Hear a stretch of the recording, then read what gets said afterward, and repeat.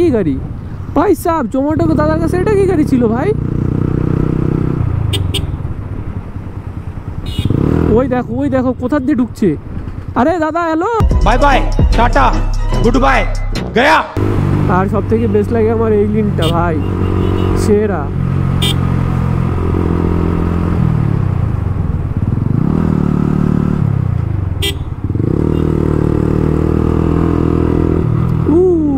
পুলিশটা কোথায় কোথায় চাকা ফাঁকা কাউরে তোলে নাই, শুধু নিজেরাই ঘুরে বেড়াচ্ছে পুলিশগুলো।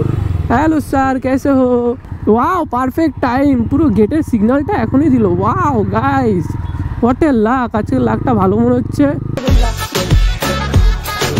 ভেরি গুড মর্নিং এভরিওয়ান, কেমন আছো সবাই? Welcome back to my YouTube channel আর ফেসবুক পেজ অলসো। তো বাই বাই গাইস, আজকে আবার বেরিয়ে পড়েছি নতুন নতুন ব্লগের জন্য। আর এটা কারা ভাই?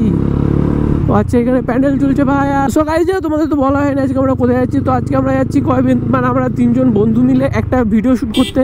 আর আমার কিছু ফটোশ্যুট করার প্রয়োজন রয়েছে, সেগুলো করতে। গাইস ব্যাপারটা হচ্ছে আমার 2টো বন্ধু যাবে, তার একটা বন্ধু এখনো রেডি হয়নি, একটা বন্ধু রেডি হয়ে রাস্তায় দাঁড়িয়ে আছে। ওকে তো বলেছি ভাই আমি তোর বাড়ির সামনে দাঁড়ানো, তুই তাড়াতাড়ি বেরো বাড়ি থেকে। কিন্তু আমি তো নিজের বাড়ি থেকেই বেরোইনি।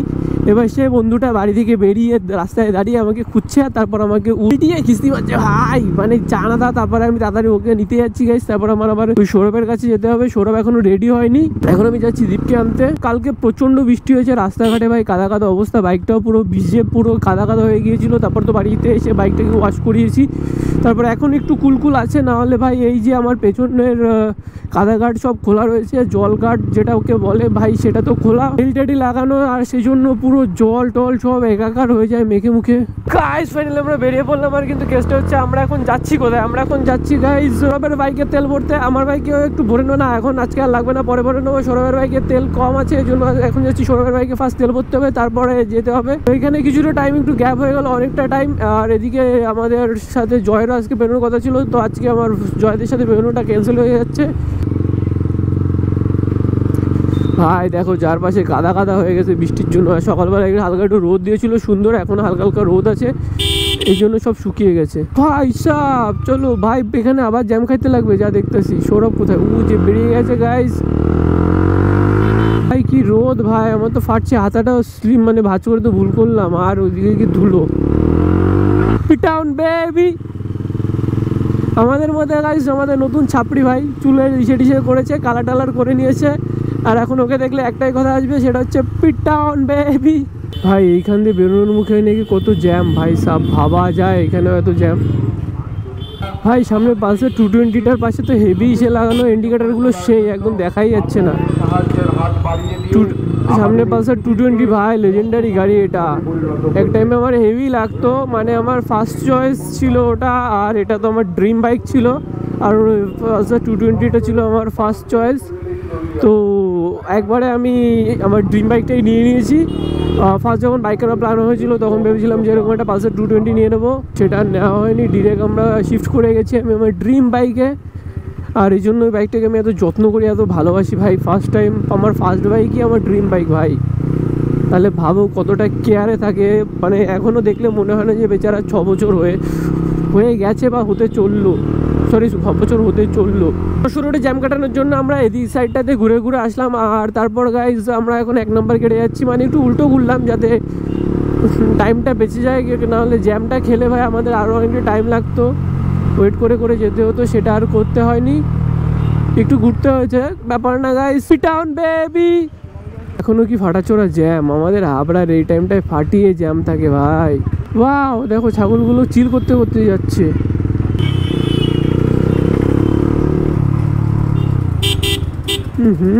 এই গাড়িটা কি পরিমাণে কালো ধোয়া চাচ্ছে, আর লোডও দিয়েছে দেখো ভাই। এটা সেই ভাই আমাদের যশোর রোডের পাশে যে গাছগুলো থাকে, এগুলো সেই গাছ মনে হচ্ছে। হ্যাঁ গাইজ এগুলো সেই গাছ, যশোর রোডের পাশের এই গাছগুলো এভাবে কেটে কেটে কি করা হচ্ছে দেখো। গাছগুলো নিয়ে কারা যাচ্ছে, এখান থেকে আমরা রাইডে ঢুকে যাবো। ভাবছি একটু তেলও নিয়ে নেব, তাহলে আবার নিতে আসতে হবে। ফুল ট্যাঙ্ক করাবি নাকি তুই? দীপ ভিডিও শুরু করে দাও, দীপ ভিডিও শুরু কর তেল ভরার। তো ফাইনালি আমরা চলেছি তেল ভরার এখানে। আর পয়সা হে তো বাড়ি বাড়ি বাড়ি বাড়ি বাতে গাইস, ফুল ট্যাঙ্ক করবে ডিউকে ভাই। আর আমি যে ফুল ট্যাঙ্ক করি না কত বছর হয়ে গেছে। পয়সা হে তো বাড়ি বাড়ি বাড়ি বাড়ি বাতে।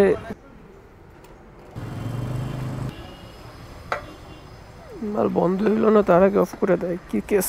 টাইমে ফুল ট্যাঙ্কি করছে ভাই সাব।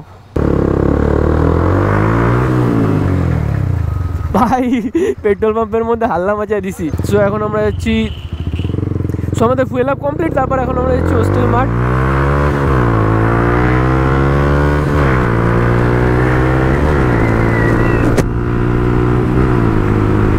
এখানে অনেকটা ট্রেনে একটু মজা পাইলাম গাইস, ফাঁকা পেয়েছিলাম, একটু টানলাম আর কি। তো এই জায়গাটাও আমাদের জাম খেতে হয়। আর এখন আমরা চলে যাবো, হোস্টেল মাঠটা হচ্ছে আমাদের ডান দিকে।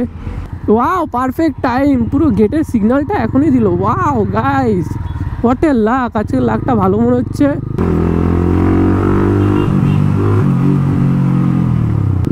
ভাই সাহেব তো সবাই দেখতেছে কই গাড়ি আসতেছে ভাই।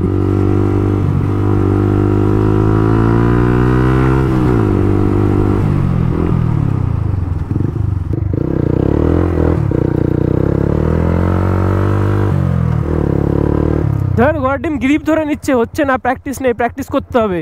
সো ফাইনালি চলে এসেছি আমরা আমাদের মানে ফটো তোলার প্লেসে।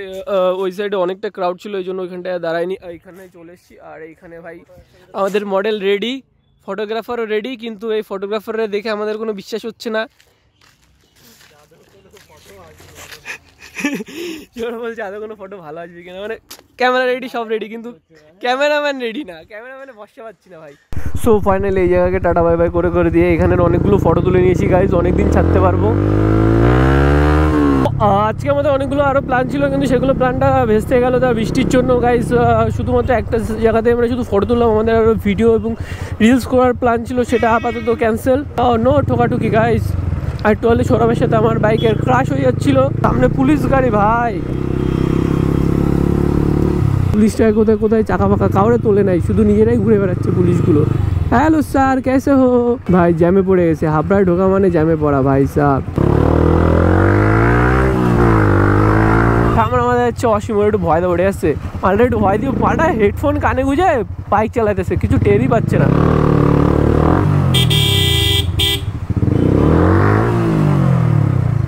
হেডফোন কানে দিয়ে তুমি বাইক চালাই যাচ্ছ না? হেডফোন কানে দিয়ে বাইক চালাও, সামনে আয়। ফটো তুলছো? কি ফটো তুলছো? ওই যে আর ব্লগ করতেছো?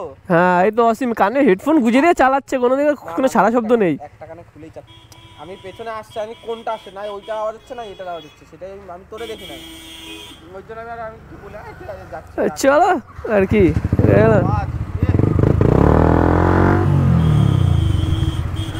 অসীমের সাথে চাপলানো কমপ্লিট ভাই, একটু ঝাড়টা দিয়ে দিলাম, অভদ্র ছেলে কানে হেডফোন দিয়ে চালাচ্ছে। হ্যাঁ গাইস জোকসে পার্ট, ও একা একা একা চালাচ্ছে, একদম রিল্যাক্সে আস্তে আস্তে, মেবি গান শুনতে শুনতে নাহলে কথা বলতে বলতে যাচ্ছিল। আর সব থেকে বেস্ট লাগে আমার এই লিনটা ভাই, সেরা।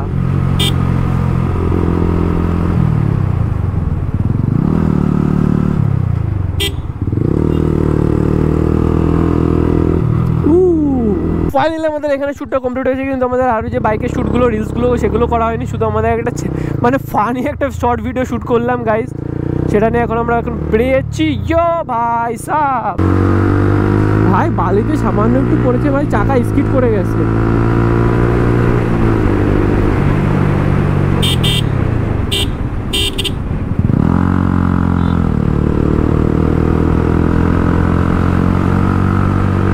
ভাই পুরো রাস্তাটাই সেই, যদি লরিটা না থাকে না ভাই সেই লাগবে রাস্তাটা চালিয়ে।